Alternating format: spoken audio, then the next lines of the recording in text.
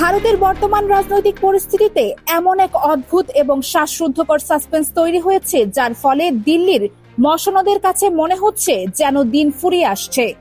প্রশ্নপত্র ফাঁস এবং তার পরিপ্রেক্ষিতে সৃষ্ট ছাত্র আন্দোলনকে কেন্দ্র করে নরেন্দ্র মোদী সরকার এখন এক অভূতপূর্ব এবং চরম চাপের মুখে রয়েছে।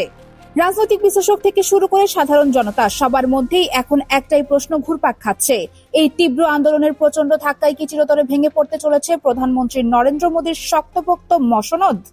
এই চরম অনিশ্চয়তা এবং রাজনৈতিক দোলাচলের মধ্যেই দেশের রাজনৈতিক অঙ্গনে এমন একটি ঘটনা ঘটেছে যা সাসপেন্সের পারদ আরো এক ধাপ চড়িয়ে দিয়েছে। ভারতের প্রধানমন্ত্রী নরেন্দ্র মোদীর মন্ত্রিসভা থেকে হঠাৎ করেই পদত্যাগ করেছেন কেন্দ্রীয় রেল ও খাদ্য প্রক্রিয়াকরণ শিল্প প্রতিমন্ত্রী রণজিৎ সিং বিট্টু। তার এই আকস্মিক পদত্যাগের পেছনের আসল কারণ এবং এর ফলে কেন্দ্রের ভবিষ্যৎ নিয়ে এখন রাজনৈতিক অঙ্গনে বেশ তোলপাড় চলছে। একদিকে যেমন ছাত্রদের ক্ষোভের আগুনে সরকার পুড়ছে, ঠিক সেই মুহূর্তে মন্ত্রিসভার এমন একজন গুরুত্বপূর্ণ নেতার পদত্যাগ পরিস্থিতিকে আরো এক রহস্যময় এবং জটিল রূপ দিয়েছে। কেউ কেউ মনে করছেন এটি কেবল শুরু এবং এরপরে আরো বড় কোনো রাজনৈতিক বিস্ফোরণ ঘটতে চলেছে। এদিকে প্রশ্নপত্র ফাঁসের ঘটনায় শিক্ষার্থীদের যে আন্দোলন দিল্লির রাস্তায় ছড়িয়ে পড়েছে তা এখন আর কেবল দিল্লির মধ্যে সীমাবদ্ধ নেই। শিক্ষামন্ত্রী ধর্মেন্দ্র প্রধানের পদত্যাগ এবং সামগ্রিক শিক্ষা ব্যবস্থার চরম সংস্কারের দাবিতে কংগ্রেস জনতা পার্টির ডাকে দিল্লির যন্তর মন্তরে চলা তীব্র বিক্ষোভের আগুন এবার পশ্চিমবঙ্গের দিকেও ছড়িয়ে পড়ার উপক্রম হয়েছে। এই উত্তাল পরিস্থিতির মধ্যেই এক বিস্ময়কর এবং সাসপেন্স ভরপুর খবর আসছে যে আগামী সোমবার 27 জুলাই যন্তর মন্তরের এই বিক্ষোভ স্থলে যোগ দিতে পারেন পশ্চিমবঙ্গের সাবেক মুখ্যমন্ত্রী মমতা বন্দ্যোপাধ্যায়। বিষয়টি সম্পর্কে অত্যন্ত গোপনীয়তা বজায় রেখে অবগত একাধিক সূত্র এই তথ্য নিশ্চিত করেছে। এই খবরটি প্রকাশ্যে আসার পর থেকেই রাজনৈতিক মহলে এক চরম উত্তেজনার সৃষ্টি হয়েছে।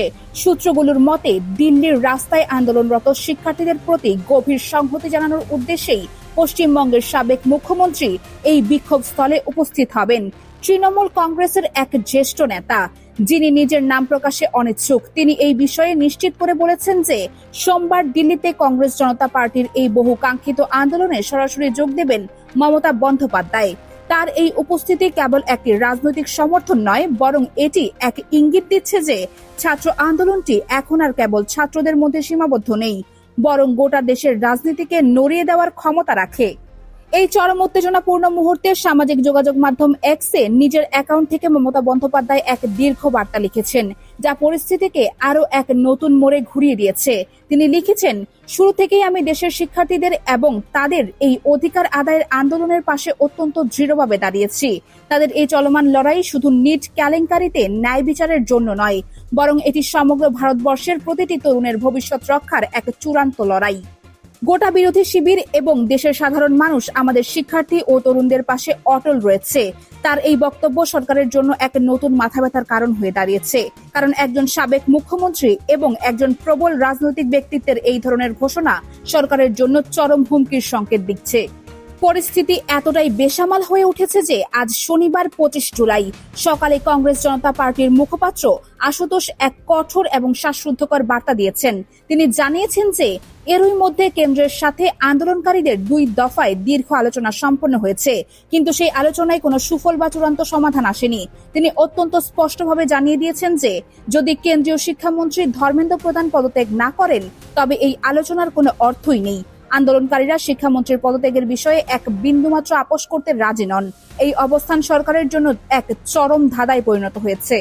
পরিস্থিতির সাসপেন্স আরো বাড়িয়ে দিয়েছে গত শুক্রবার 24 জুলাই বিকেলে ঘটে যাওয়া একটি ঘটনা।